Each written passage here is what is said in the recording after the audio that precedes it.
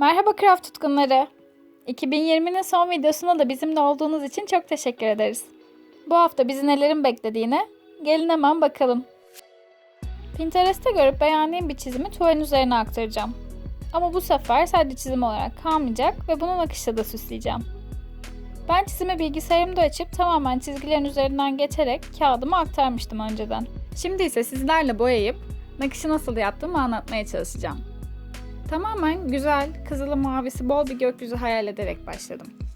Çünkü benim aklıma direkt müthiş bir gün batımı ile bilinen Los Angeles'la oradaki kaykaycılar geliyor. O yüzden kaykaycımı olabildiğince özgür ve bulutların üzerinde gibi de görebileceğiniz şekilde canlandırmak istiyorum. Boyalarıma herhangi bir şey eklemedim. Ekstra bir fırça da kullanmadım. Tek şart renklerin iyi karışması olacak. Art Deco'nun indigo rengi ile Cadence'in beyaz rengini karıştırarak başladım. Daha sonra kızılığı verecek olan rengim Burgundy'ye geçiş yapıyorum.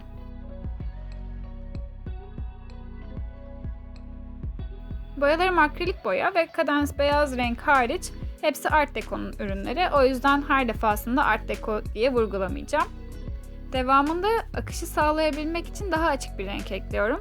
Adı da Flamingo. Ve bunu da güzelce diğer renklerime yediriyorum.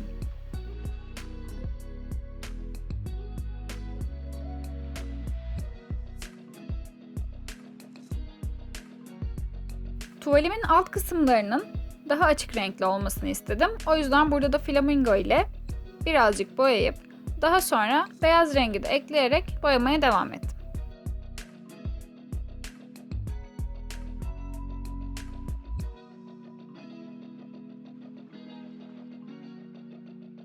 Flamingo ile yukarıdaki uyguladığım renklerin geçişi çok keskin olunca da araya bebek mavisi sürüp devamında burgundy, beyaz ve bebek mavisi karışımından elde ettiğim renkle yeni bir dokunuş kattım.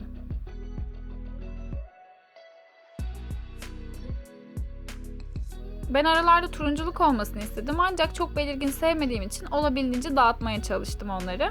O yüzden varla yok arası o renklerim.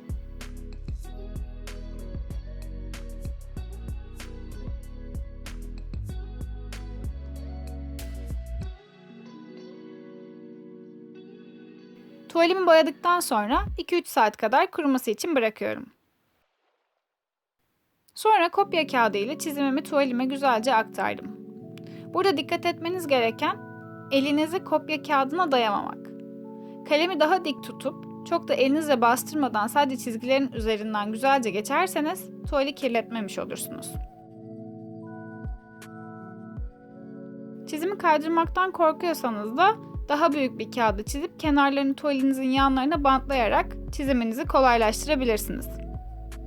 Tam belirgin çıkmayan yerlerin üzerinden de tekrar geçip belirginleştirdim.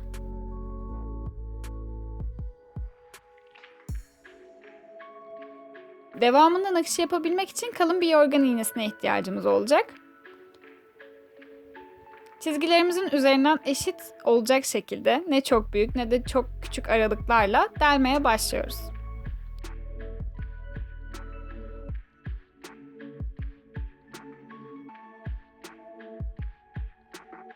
İp olarak tercihim kalın yün ipten yana oldu ama sadece 2 katını kullandım ben. Nakışımızı yaparken geri nakış tekniğini kullanacağız. 14 farklı nakış tekniğini anlattığımız videomuzu da kartlara ekliyorum ki tuvale nakış işlerken buradaki tekniklerden de yararlanabilirsiniz. Örneğin one line kadın figürü çizip kafasına çiçekler yapabilirsiniz. Ya da gökyüzünüze yıldızlar yapabilirsiniz Fransız düğümünü kullanarak. Bu gibi alternatifler sizin yaratıcılığınıza kalmış. Ama bütün teknikleri bu videoda bulacaksınız zaten.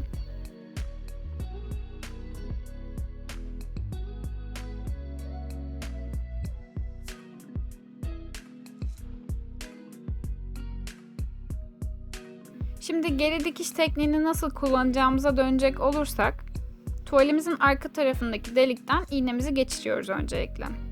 Öne geldiğimizde gördüğünüz gibi bir boşluk oluşacak. O boşluğu işte en son ipimizin kaldığı yere battığımızda ipimizle kaplamış olacağız oradaki boşluğu. Önce tuvalin arkasından battım. Önde de son kaldığım yere batıyorum. Hepsi bu.